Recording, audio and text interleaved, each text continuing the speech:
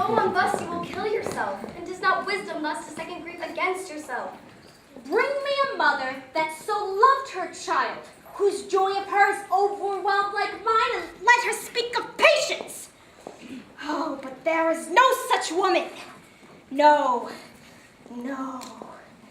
My soul doth tell me hero is belied, and that so shall the prince know, and Claudio know, and all those that thus dishonor her.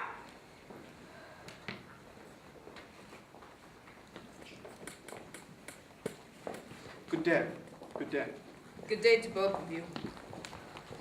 Hear you, my lords. Do not quarrel with us, old woman. Marry. Oh, thou so daft to me, thou dissembler, thou. Nay, never lay thy hand upon thy sword, I fear thee not. No, Claudio, thou hast belied my innocent child. Your slander has gone through and through her heart, and she lies buried with her ancestors. Oh, and it too were never scandal slept. Save this of hers, framed by thy villainy. My villainy. Thine, Claudio, thine, I say. You say not right, old woman. Away. I will not have to do with you. Canst thou so daft me? Thou hast killed my innocent child. And if thou killest me, boy, thou shalt kill a woman! He shall kill two of us, and women indeed. But no matter, let him kill one first. Win me, wear me, let him answer me. Come follow me, boy. Come, sir, boy, come follow me. I'll rip you from your voiding fence. Nay, as I am a lady, I will. Sister, content yourself. God knows I loved my niece, and she is dead. Slandered to death by villains that dares will answer a woman indeed. As I dare take a serpent by the tongue, boys, apes, braggarts, jacks, milksops, and what they weigh in, even to the utmost scruple. Scrambling, out-facing, fashion-monging boys that lie and cog and flout, deprave and slander, how they may hurt their enemies if they durst. And this is all. Sister Antonia. Come! It is no matter. Do not you meddle. Let me deal with this. We will not wait your patience. My heart is sorry for your daughter's death, but on mine honor, she was charged with nothing but what is true and very full of proof. My lord! I will not hear you. No! Come, sister. Away. I will be her. And shall, or some of us were smart for it.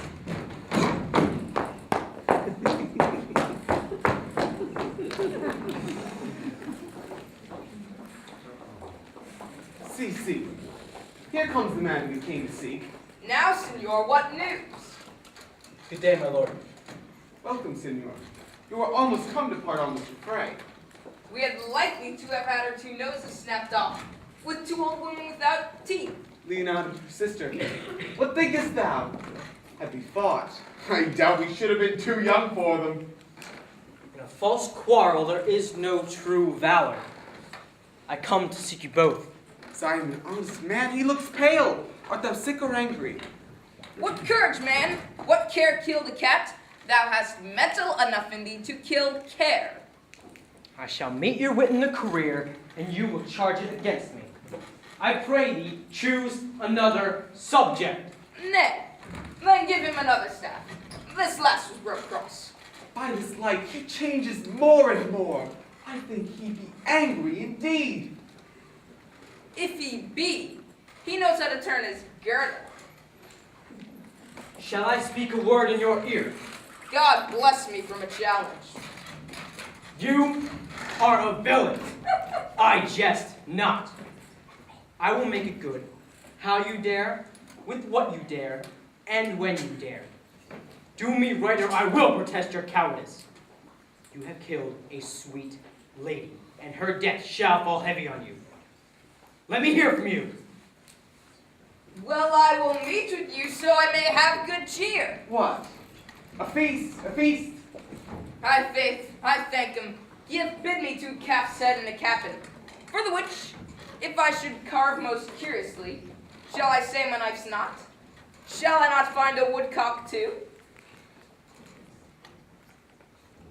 Your wit ambles well. It goes easily. I tell thee, Beatrice praised thy wit the other day. She concluded with a sigh, that was the properest man in Italy. For the which, she wept heartily and said she cared not. That she did, but she did not hate him deadly. She would love him dearly. The old woman's daughter told us all. God saw him when he was hid in the garden. Oh, but tell me, when shall we put the savage bull's horns on the sensible Benedict's head? Yea, and the text underneath, here dwells Benedict, the married man. Fare thee well, boy. You know my mind. I will leave you now to your gossip-like humor. You break jests as braggarts do their blades, which God be thanked, hurt not. My lord, for your many courtesies, I thank you. I must discontinue your company. Your brother, the villain, hath fled from Messina. You among you have killed a sweet and innocent lady. For my lord lacked beard there. Oh, he and I shall meet. Till then, peace be with him. He is in earnest. Most profound earnest. And I'll warrant you for the love of Beatrice. He hath challenged thee. Most sincerely. What a pretty thing man is when he goes in his doublet and hose and leaves off his wit. Then he's a giant to an ape. But is an ape such a doctor to a man? But pluck up my heart and be sad. Did he not say my brother was fled? What?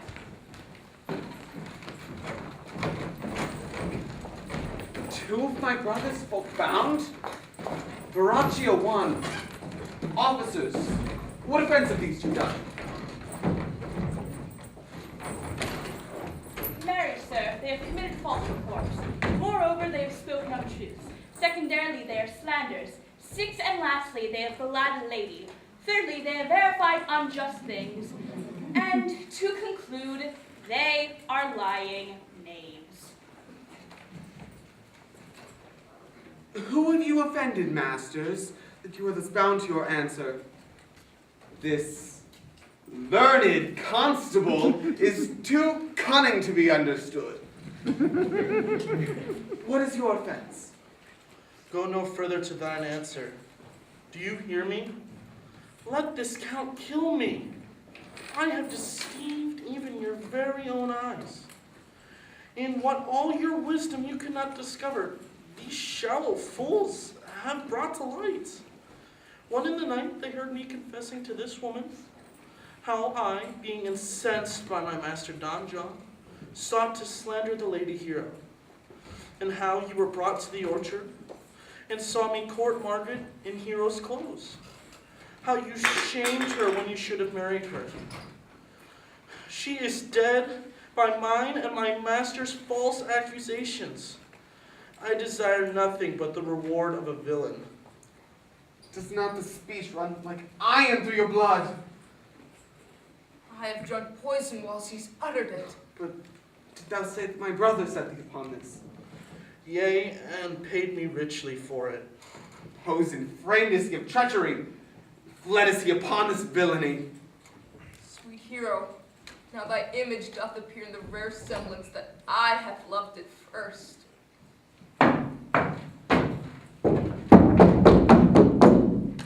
Which is the villain? Let me see his eyes.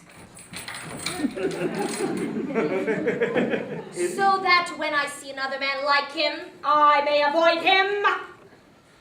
If you would know your wronger, look on me. Art thou the slave that with thy breath had killed my innocent child? Even I alone. Nay, not so, villain. Thou beliest thyself. Here stand a pair. A third is fled, the hath a hand in it. I thank you, princes, for my daughter's death. Record it with your high and worthy deeds. 'Twas bravely done, if you bethink you of it. I know not how to pray your patience, yet I must speak. Choose your revenge yourself. Impose what penance your invention can bestow upon our sin. But sin we not, but in mistaking it. I cannot bid you bid my daughter live. That were impossible. But I pray you both, possess the people in Messina hear how innocent she died. Tomorrow morning, come you to my house. And since you cannot be my son-in-law, be yet my nephew. My sister hath a daughter, which is almost the exact copy of my child that is dead. She alone is heir to both of us. Give her the same right you would have given her cousin, and so dies my revenge. Oh, noble lady, your overkindness doth bring tears from me.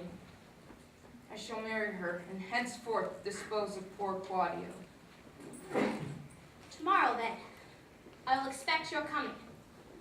Tonight, I take my leave. And this man shall face to face be brought with Margaret, whom I believe was packed in all this wrong, hired it to by your brother. No, not by my soul. She knew not what she did when she talked to me that night. She has always been just and virtuous in all things that I know by her.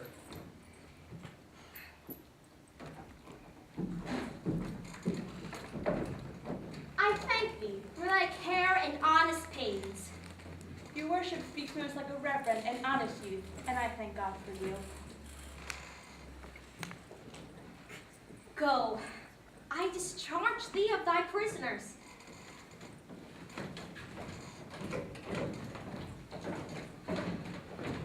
Until tomorrow morning, my lords.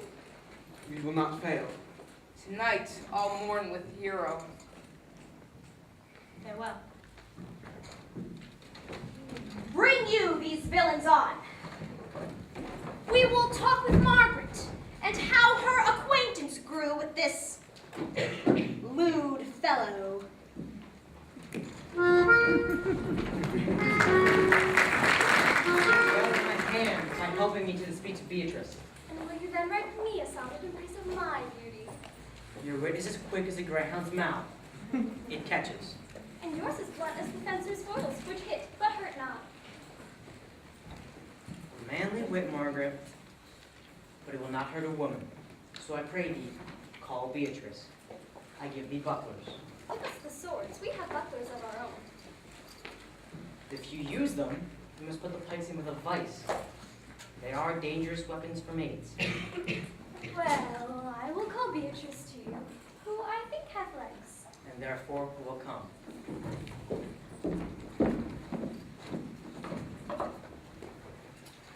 O God of love, that sits above, and knows me, and knows me.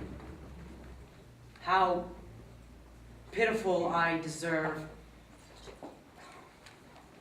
I mean but in singing, but in loving. Leander, the good swimmer. Troilus, the first employer of panders, and a whole bookful of these quondam carpet mangers, whose names yet run smoothly in the blank verse. They were never so truly turned over and over as my poor self in love. Cannot show it in rhyme. I have tried. I can find no rhyme for lady, but baby, an innocent rhyme. For scorn, horn, a hard rhyme. For school, fool, a babbling rhyme. Such ominous endings. No, I was not born under a rhyming planet. Nor can I woo in festival terms. Beatrice,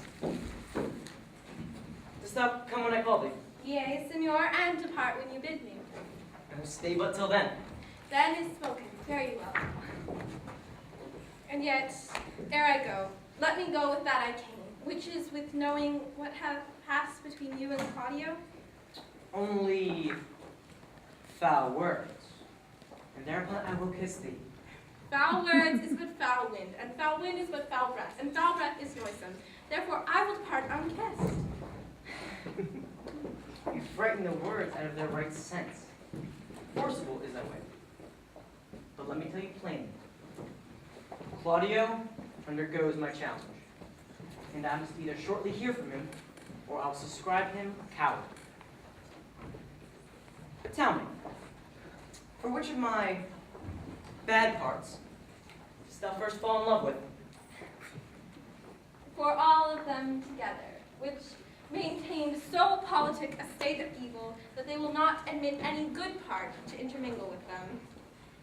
But for which of my good parts did you first suffer love for me? Suffer love. A good epithet. I do suffer love, for I love thee against my will. In spite of your heart, I will. If you spite it for my sake, I will spite it for yours, for I can never love that which my friend hates. You and I are too wise to woo peaceably. Tell me truly, hadeth her cousin? Very ill. And how do you? Very ill too. Serve God, love me, and men. There I will leave you. For here comes one in haste. Madam, you must come to your aunt. Yonder's old coil at home. It has been proved my lady hero hath been falsely accused, the prince and Claudio mightily abused, and Don John is the author of all, who is fled and gone. Will you come presently? Will you come hear this news, senor? I will live in thy heart, die in thy lap, and be buried in thine eyes. And moreover, I will go with thee to thy aunts.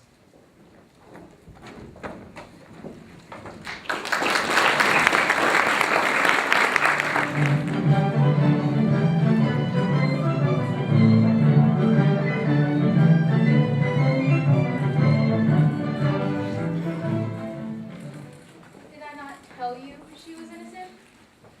So are the prince and Claudio, in the which matter you heard in the era that was debated. But Margaret was in some fault for this, although against her will, as it appears in the true course of all the question. Well, I am glad all things sort so well. As am I, being else by faith enforced to call young Claudio to a reckoning for him. Well, daughter, and you gentlewomen all, withdraw into a chamber by yourselves, and when I call for thee, come hither masked. The prince promised by this hour to visit me. You know your office, sister. You must be mother to your sister's daughter, and you must give her to young Claudio. Which I will do with confirmed countenance. Reverend, I must entreat your pains, I think. To do what, senor? To bind me or undo me. One of them. Senora Leonata, truth it is, good senora, that your niece regards me with an eye of favor. That I, my daughter, lent her, 'tis most true. And I do with an eye of love requite her. The sight whereof you received from the prince, Claudio and I. But what's your will? Your answer, ma'am, is enigmatical. But for my will is your good will may stand with ours. To be conjoined in honorable marriage, in which, good reverend, I will desire your help. My heart is with your liking. And my help. Here come Prince and Claudio. Good morrow to the fair assembly. Good morrow, Prince. Good morrow, Claudio. We here attend you. Are you yet determined today to marry with my sister's daughter? I'll hold my mind were she in Ethiopia. Call her forth, sister. Here's the reverend. Ready.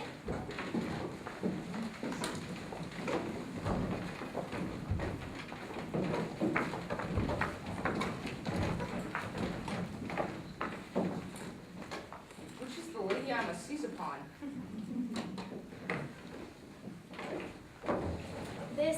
is she, and I do give you her.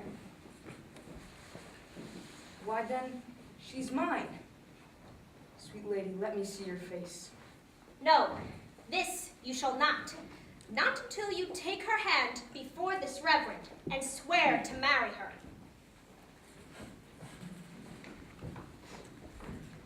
Give me your hand before this holy reverend. I am yours if you like of me. And when I lived, I was your other wife. Hero. And when you loved, you were my other husband. Another hero? Nothing is certain her. One hero died defiled, but I do live. And surely as I live, I am a maid. Former hero. The hero that is dead. She died, my lord, but whilst her slander lived. All this amazement I can qualify. When after the holy rites are ended, I will tell you largely of fair hero's death. For now, let wonders seem familiar, and to the chapel let us present. Soft and fair, Reverend. Which one is Beatrice? I answer to that name. What is your will? Do you not love me? Why, no. No more than reason. Well, then your aunt, the prince, and Claudio have been deceived. They swore you did. Do you not love me? Why, No. No more than reason. Why, then my cousin, Margaret, Ursula, and my aunt are much deceived, for they swore you did. They swore you were almost sick for me. They swore you were well nigh dead for me. 'Tis no such matter. Then you do not love me. No, truly, but in friendly recompense. Come, cousin, I am sure you love the gentleman. And I'll be swords upon that he loves her. For here's a paper written in his hand, a fashioned son of his pure brain's love. And here's another written in my cousin's hand, containing her affections unto Benedict.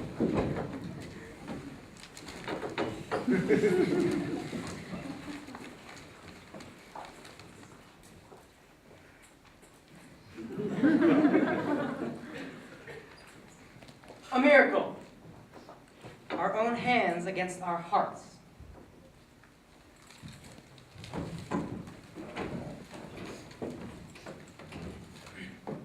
Come, I will have thee. But by this light, I shall take thee for pity. And I would not refuse you, but by this good day, I yield upon great persuasion, and partly to save your life, for I was told you were in a consumption. Peace. I will stop thy mouth.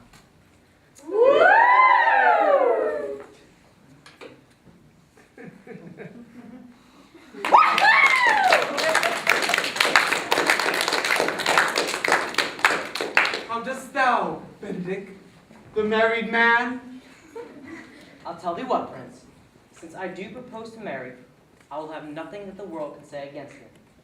And therefore, never flattered me for what I have said against it.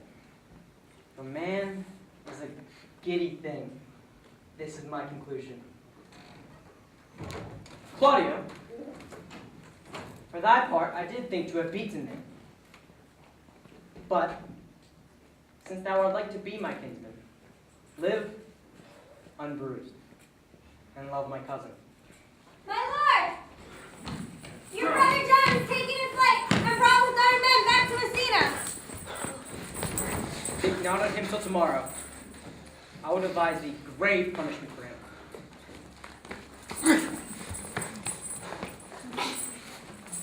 Come!